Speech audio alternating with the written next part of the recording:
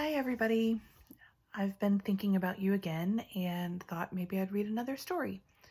This is one that we didn't really read to my kids when they were little, but I love kids' books, so I collect them, even though my kids don't read little kid books anymore. And this one is called The Day the Crayons Quit. It's by Daywalt, and illustrations are by Oliver Jeffers. It has all these crayons on the inside of it.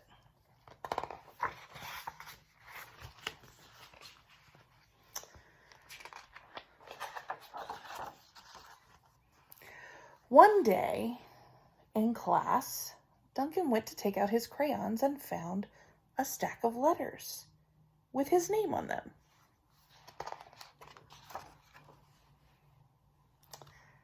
"Hey, Duncan, it's me, Red Crayon. We need to talk. You make me work harder than any of your other crayons. All year long, I wear myself out coloring fire engines, apples, strawberries, and everything else that's red. I even work on holidays. I have to color all the Santas at Christmas and all the hearts on Valentine's Day. I need a rest. Your overworked friend, Red Crayon." Makes me wonder if some of you need a rest. It's a lot of work right now. "Dear Duncan, all right, listen. I love that I'm your favorite crayon for grapes, dragons, and wizards hats, but it makes me crazy that so much of my gorgeous color goes outside the lines. If you don't start coloring inside the lines soon, I'm going to completely lose it. Your very neat friend, Purple Crayon."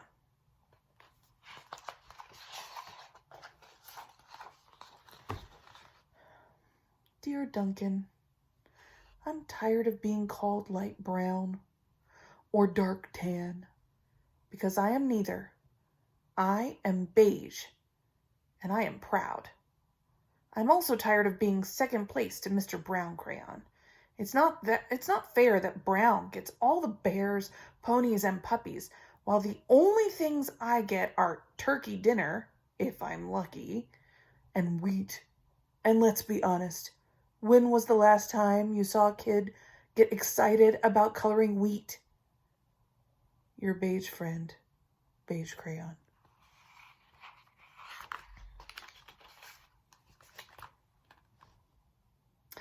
"Duncan, Gray Crayon here.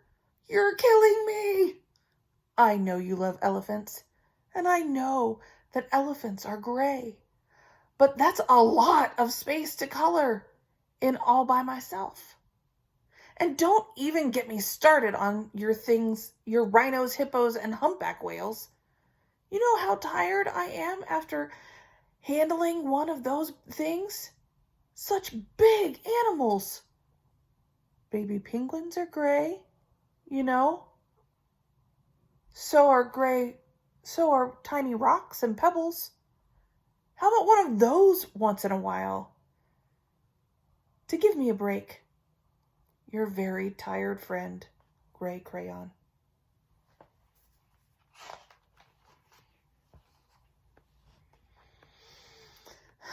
"Duncan, you color with me, but why?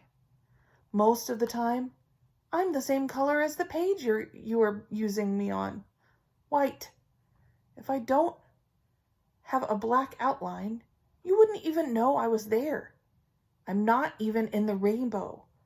I'm only used to color snow or to fill in empty space between other things. And it leaves me feeling, well, empty. We need to talk. Your empty friend, White Crayon."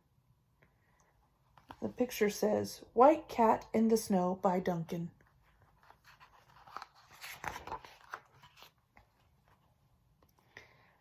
Hi, Duncan. I hate being used to draw the outline of things.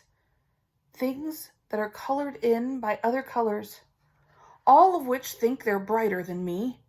It's not fair when you use me to draw a nice beach ball and then fill in the colors of the ball with all the other crayons. How about a black beach ball sometimes? Is that too much to ask? Your friend, Black Crayon. Dear Duncan, as Green Crayon, I am writing for 2 reasons. One is to say that I like my work. Loads of crocodiles, trees, dinosaurs, and frogs. I have no problems and wish to congratulate you on a very successful coloring green things career so far. The second reason I write is for my friends Yellow Crayon and Orange Crayon, who are no longer speaking to each other. Both crayons feel they should be the color of the sun. Please settle this soon because they're driving the rest of us crazy. Your happy friend, Green Crayon.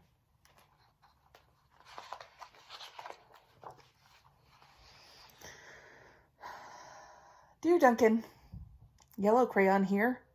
I need you to tell Orange Crayon that I am the color of the sun. I would tell him, but we are no longer speaking, and I can prove I'm the color of the sun too. Last Tuesday, you used me to color in the sun on your Happy Farm coloring book. In case you've forgotten, it's on page 7. You can't miss me. I'm shining down brilliantly on a field of yellow corn. Your pal and the true color of the sun, Yellow Crayon.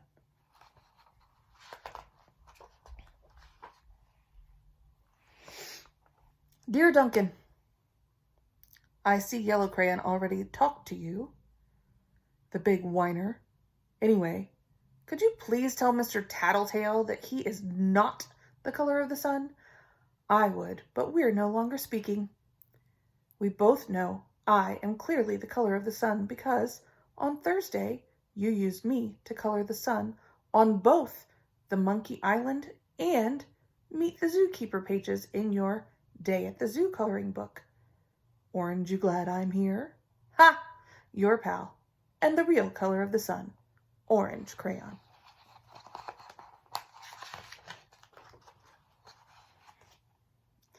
Dear Duncan, it's been great being your favorite color this past year and the year before and the year before that. I have really enjoyed all the oceans, lakes, rivers, raindrops, rain clouds, and clear skies.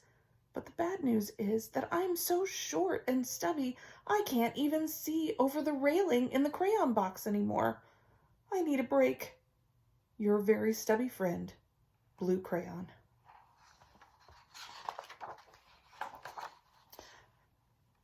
Duncan. Okay, listen here, kid. You have not used me once in the past year. It's because you think I'm a girl's color, isn't it?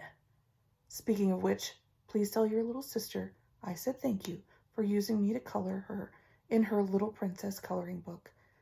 I think she did a fabulous job of staying inside the lines. Now back to us. Could you please use me sometime to color the occasional pink dinosaur or monster or cowboy? Goodness knows they could use a splash of color. Your unused friend, Pink Crayon.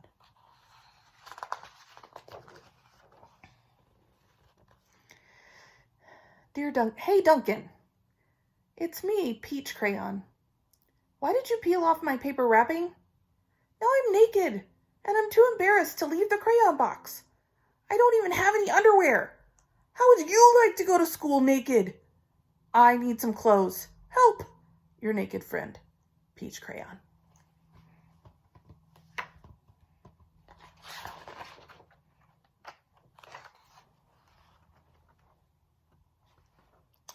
Well, poor Duncan just wanted to color. And of course, he wanted his crayons to be happy. And that gave him an idea.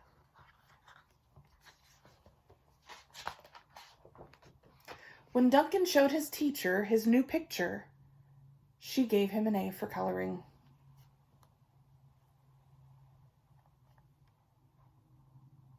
All the colors. And an A+ for creativity.